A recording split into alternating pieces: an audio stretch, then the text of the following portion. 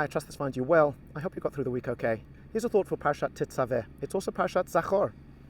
It's the Shabbos before Purim, on which we are commanded to remember Amalek and what they did to our people. They were the first enemy to attack our people, following the exodus from Egypt. And we do so before Purim because Haman was a descendant of Amalek. He too wanted to annihilate our people. So we pledge never to forget and to ensure it never happens again.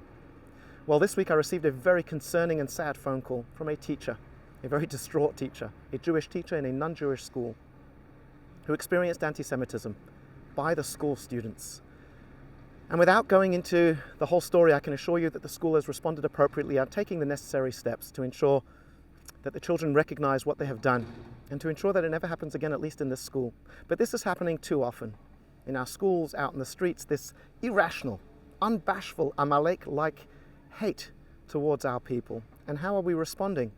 Well, some have chosen to become more louder and prouder, more visible with their Jewish identity. Others, and I don't blame them, have chosen to retreat, to hide their visibility, to mix in, perhaps hoping that this will just go away and they won't be affected.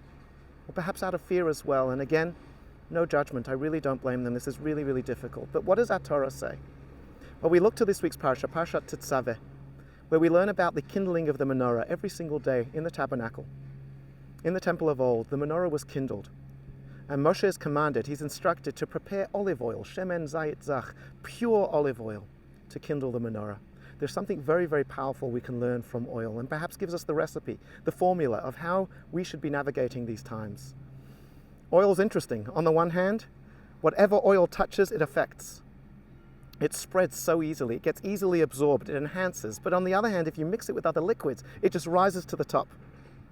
It maintains its own identity, it refuses to disappear and just to mix in and to melt in.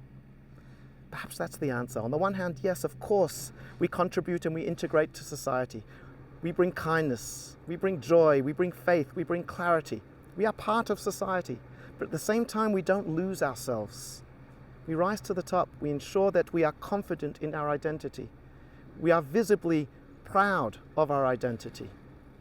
And just because we are part of society, it doesn't mean we have to lose ourselves, our confidence and our consistency and our very identity into the society around us. And you know what? The more we do so, the more we are respected.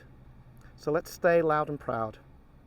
Let's ensure that we rise to the top, even while we make a positive impact on the society around us. And please God, there will come a time where we will no longer have to consider what should we do, how should we respond, because peace will reign.